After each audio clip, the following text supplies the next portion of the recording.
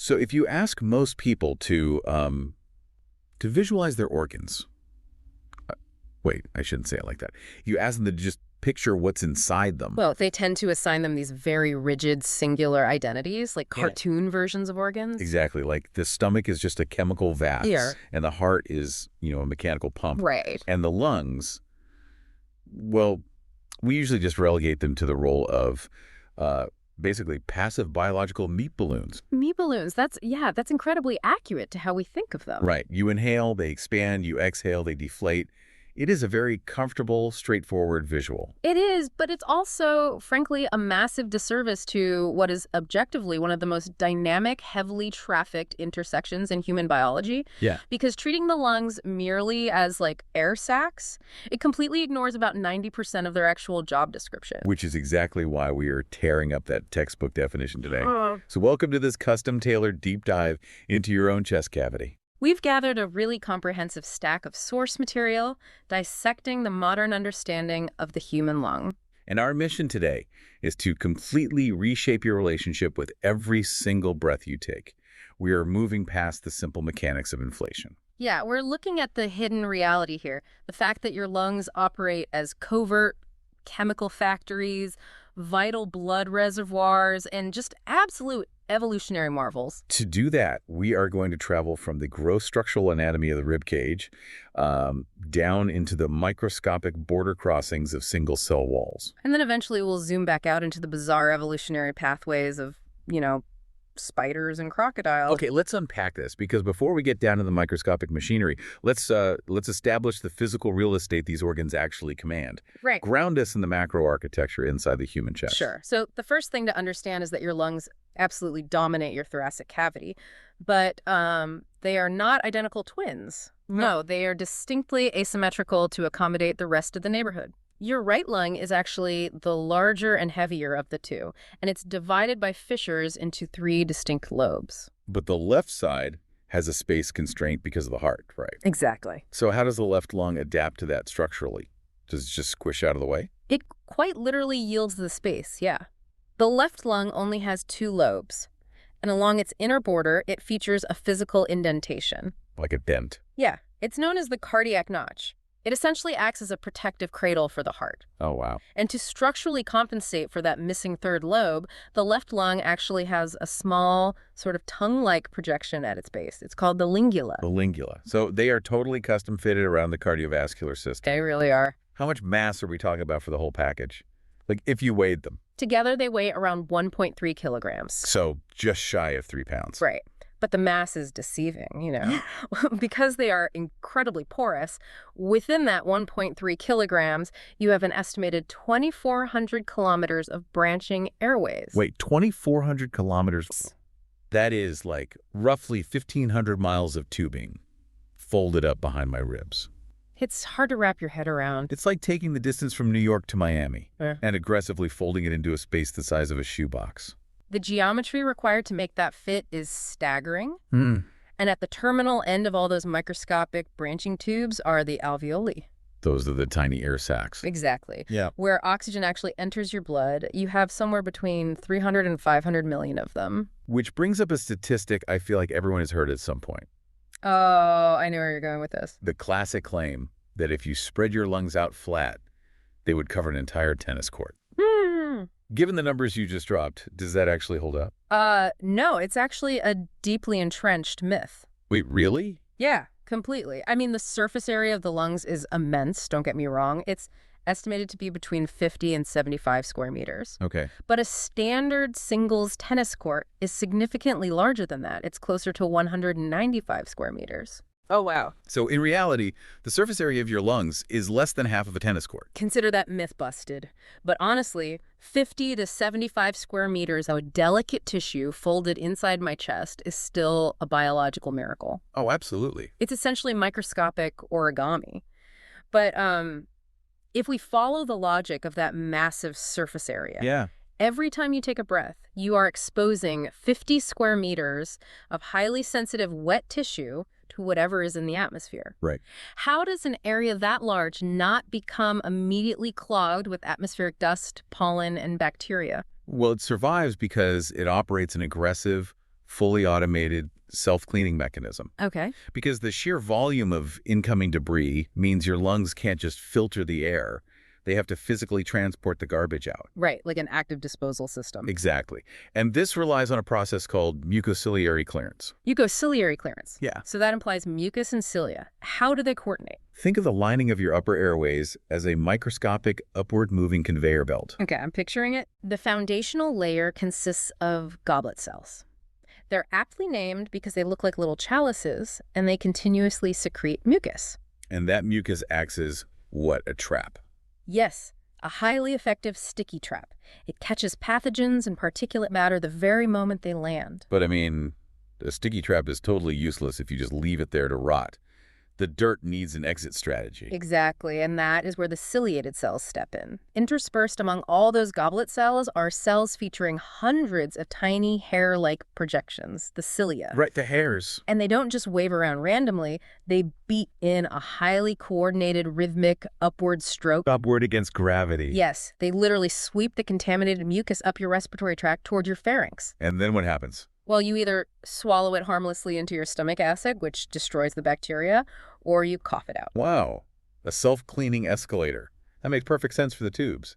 But what happens when we get down to the alveoli? Those 500 million air sacs? You can't have mucus down there, or you wouldn't be able to absorb oxygen through it, would you? You've hit on the central engineering paradox of the lung right there. The alveoli must remain pristine and dry enough for gas to pass through. So the escalator stops. The escalator system stops entirely before it reaches them.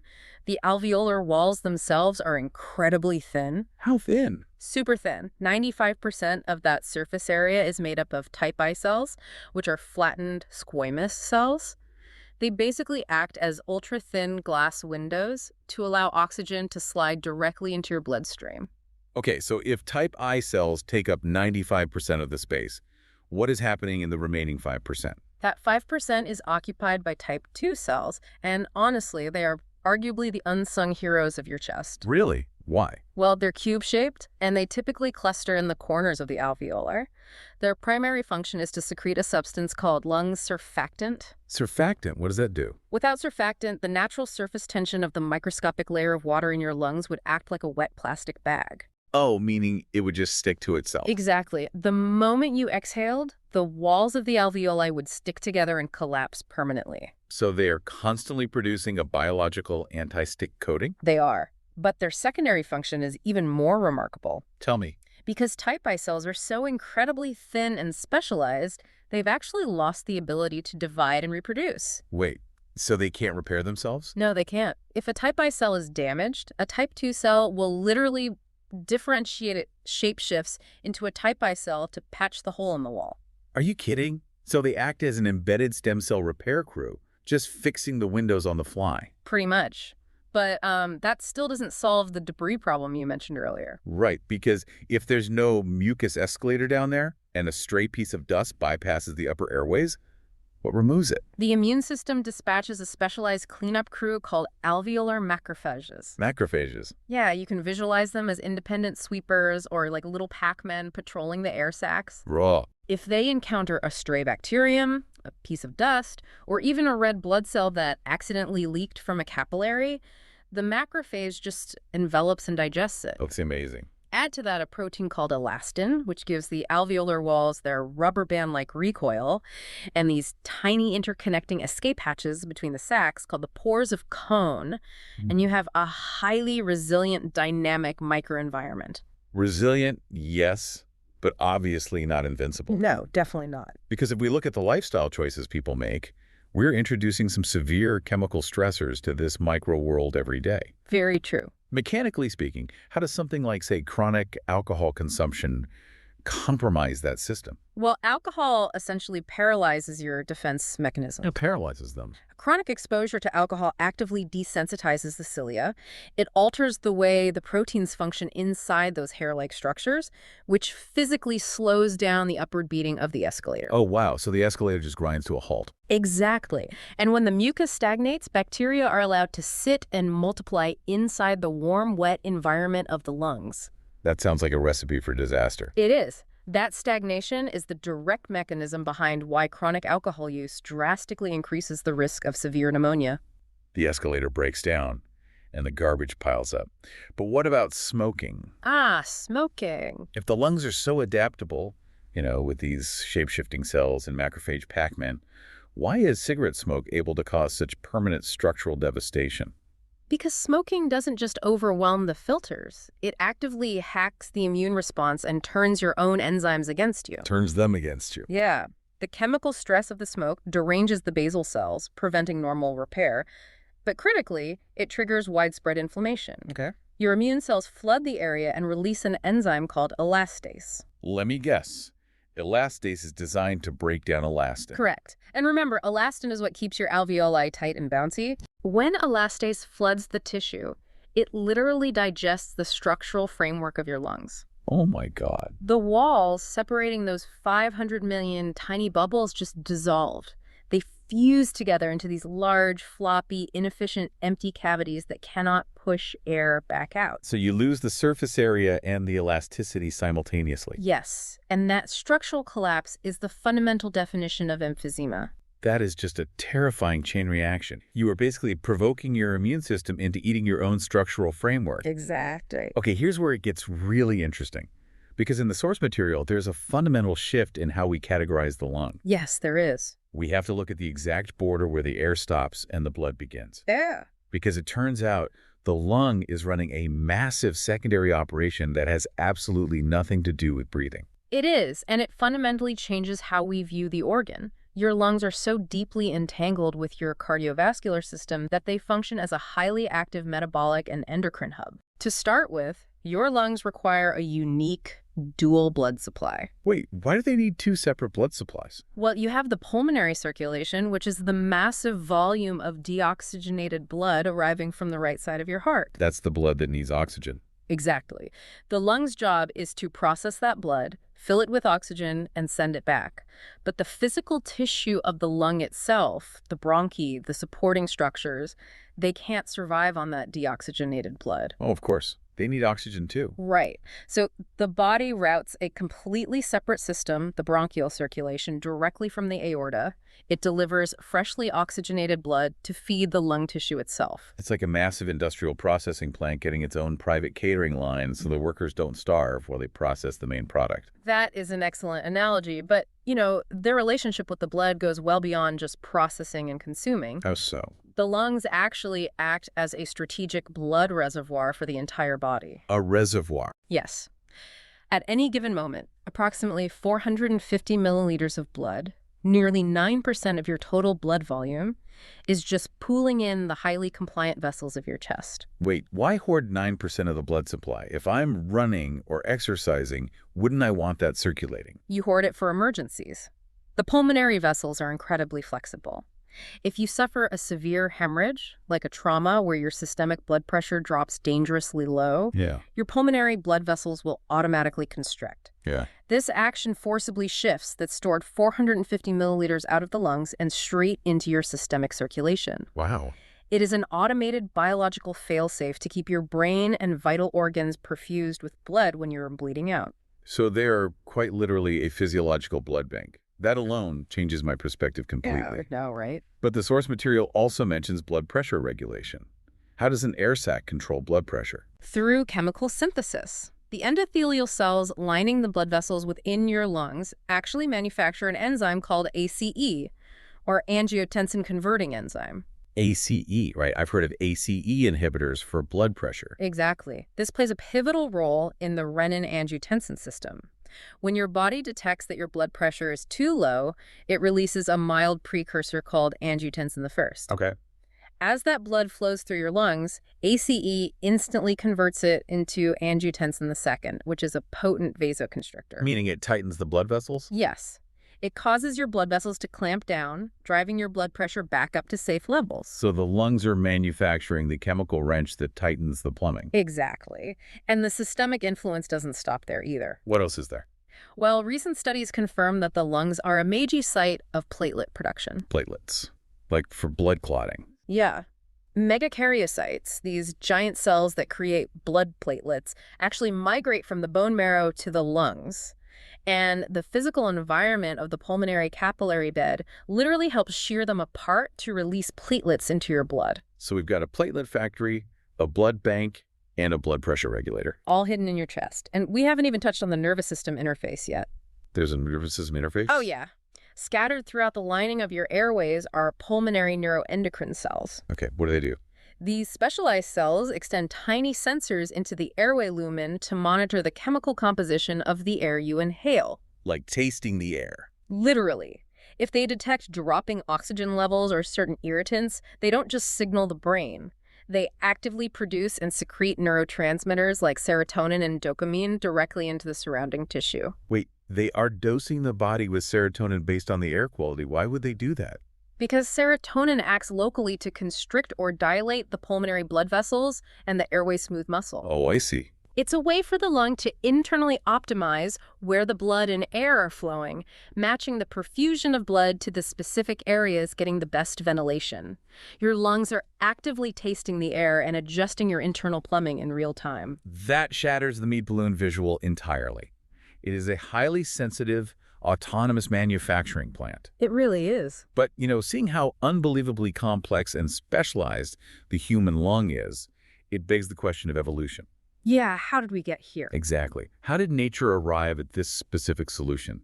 Did other branches of the animal kingdom solve the breathing problem differently? They absolutely did. And the evolutionary history of the lung is full of just wild divergences. Okay, give me some examples. Well, the most common misconception is that human lungs evolved from fish gills. Like a fish crawled onto land and its gills simply internalized. Right, that's definitely what I pictured. It's entirely false. Gills and lungs are completely separate evolutionary tracks. If not from gills, where did the blueprints for lungs come from? Vertebrate lungs are actually homologous to the gas bladders of fish. Gas bladders. Yeah. Millions of years ago, certain ancient bony fish living in stagnant, oxygen-poor water developed simple outpocketings of their esophagus. Just little pouches. Right. When the water couldn't provide enough oxygen, they would swim to the surface and gulp atmospheric air into these simple sacs to survive. Wow. Over millions of years, those tiny digestive pouches evolved into the complex respiratory systems of land-dwelling tetrapods. So we are essentially breathing through highly modified fish swim bladders. In terms of their evolutionary origin, yes. But the mechanics of how animals inflate those bladders vary wildly across the animal kingdom. Take birds, for instance. How do birds breathe? Well, humans use a bellows system. Air goes in, stops, and goes back out the exact same way. It is inherently inefficient because the old air mixes with the new air. Right, dead space. Exactly. Birds, however, require massive amounts of oxygen to sustain flight, so they evolved circulatory lungs. Circulatory. How do you circulate air without breathing it back out the same way? It relies on an intricate supply chain of air sacs extending deep into their abdomen and even into their hollow bones. Into their bones. That's wild. Yeah. When a bird inhales, the fresh air bypasses the lungs and fills the posterior air sacs. When they exhale, that fresh air is pushed forward into the lungs across tiny parallel tubes called parabronchi. Okay, I'm following. Then the next inhale pushes that air into anterior sacs, and the next exhale pushes it out of the body. The mechanical result is continuous unidirectional airflow. That's incredible. The lungs are bathed in fresh oxygen on both the inhale and the exhale. It's like replacing a hand bellows with a continuous jet engine. Yeah. It is brilliant. What about reptiles? They don't have the metabolic demands of flight, but their anatomy presents some unique challenges. Reptiles provide some of the most fascinating biomechanical workarounds. Consider a turtle. Okay. Its ribs are permanently fused to its shell. They literally cannot expand their chest to draw a breath. Oh, I never thought of that. How do they breathe? To circumvent this, turtles utilize the muscles of their forelimbs and their pectoral girdle to physically compress and expand their lungs. Wait, they are pumping their arms to push the air out? Yes, exactly. That is incredibly resourceful. And I read in the source material about crocodiles using something called a hepatic piston. Yes, the hepatic piston. Please explain the physics of a hepatic piston to me, because it sounds crazy. It is as aggressive as it sounds. So crocodilians possess a muscle anchored to their pelvic bone that extends all the way up to attach to their massive liver. To their liver? Yes. When a crocodile wants to inhale, it contracts that muscle, violently yanking the liver backward toward its tail. No way. They are literally using their liver as an internal plunger. Exactly. Pulling the massive organ backward drastically increases the volume of the chest cavity, which creates a vacuum that pulls air in. Wow. Conversely, amphibians like frogs don't use vacuums at all. They rely on positive pressure through a mechanism called buccal pumping. Buccal pumping. Yeah, a frog lowers the floor of its mouth to suck air in, closes its nostrils, and physically swallows the air, using its throat muscles to forcefully shove the air down into its lungs. Literally swallowing air like food. Yep. And if we look outside of vertebrates entirely to invertebrates, I know bugs don't have a chest cavity or a diaphragm. Right. Invertebrates arrived at entirely different respiratory solutions through convergent evolution. Many arachnids, like spiders and scorpions, utilize book lungs. Book lungs. These are delicate stacks of alternating air pockets and tissue filled with hemolymph, which is the equivalent of spider blood.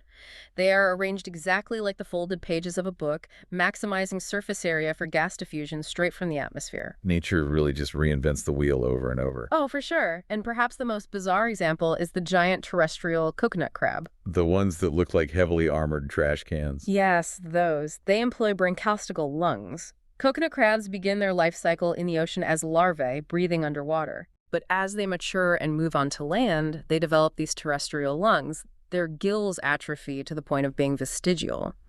The transformation is so complete that if you submerge an adult coconut crab in the ocean, it will drown.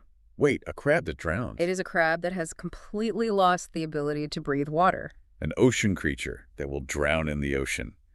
It is amazing how highly specialized respiration can become.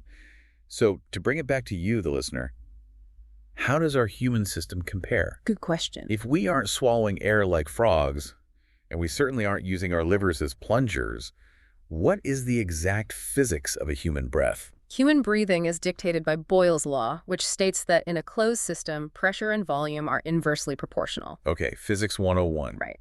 Beneath your lungs sits the diaphragm, a massive dome-shaped sheet of muscle. When you decide to inhale, your diaphragm flexes, pulling downward and flattening out. And your ribs move too, right? Yes. Simultaneously, your intercostal muscles pull your ribcage up and out. This instantly expands the physical volume of your thoracic cavity. And according to Boyle's law, expanding the volume drops the pressure. Precisely. The pressure inside your chest drops below the atmospheric pressure surrounding your body. You don't actually pull the air in, you create an internal vacuum. And the weight of the Earth's atmosphere physically rushes in to equalize the pressure. You create the void, and the atmosphere fills it. Oh, exactly. So what does this all mean? We started this deep dive looking to dismantle the idea of the passive meat balloon. And I think we did. Definitely. We busted the tennis court myth, scaling it back to 50 square meters of highly protected microscopic origami. We explored the mechanics of shape-shifting type 2 cells and macrophage Pac-Men defending the walls. Yeah. We uncovered a secondary life where the lungs function as an emergency blood bank, a platelet factory, and a chemical regulatory system sensing oxygen and dosing serotonin. Right. And we looked across the animal kingdom at birds with continuous jet engine lungs, crocodiles using their livers as plungers, and spiders breathing through biological books. It is a staggering network of complexity hidden right behind your ribs. It truly is. And yet, for all that complexity, I think the most profound piece of the source material is the sheer vulnerability of how that system begins. What do you mean? Well, because right now, for anyone listening, your lungs feel like a permanent fixed engine. You breathe in, you breathe out, it's automatic. But before you were born, they were completely dormant. Right, because a fetus doesn't breathe air. They don't. Before birth, your lungs were entirely filled with fetal lung fluid, and they were wildly underdeveloped. You possessed only about 1/6 of the alveoli that you have right now. So you barely had any of the air sac. Exactly. Your mother's blood provided all your oxygen while your lungs simply waited. So you are floating in fluid, with lungs that aren't even fully built yet. Yeah. How do you make the transition from a water-dwelling organism to an air-breathing one without suffocating? It is triggered by a shock to the system. The moment you were born, the sudden jarring drop in temperature from the womb to the delivery room hits your skin. Just the cold air. The cold air. That thermal shock sends a massive alarm signal to your central nervous system. Your brain panics and forces your diaphragm to violently contract for the very first time. You take a desperate gasp. Wow. In roughly 10 seconds, the pressure dynamics in your lungs radically shift. The fetal fluid is rapidly absorbed into the surrounding tissue or exhaled. In 10 seconds. Just 10 seconds. The blood vessels in the lungs dilate, blood rushes in to meet the air, and the lifelong rhythm of gas exchange officially begins. A 10-second window to completely change how you survive in the world. And the most incredible part is that because you only had a fraction of your alveoli at that moment, you physically grew the vast majority of your lung capacity after you were already born. That's insane. You built the microscopic origami while you were actively using it to stay alive. Think about that. The next time you find yourself dizzy from standing up too fast or catching your breath after a run, remember that you are not just inflating a pair of balloons. You are operating a custom-built, shape-shifting chemical refinery that you spent your entire childhood growing. And it all started with a single shocked gasp in a cold room. Take a deep breath, appreciate the machinery, and we'll see you on the next deep dive.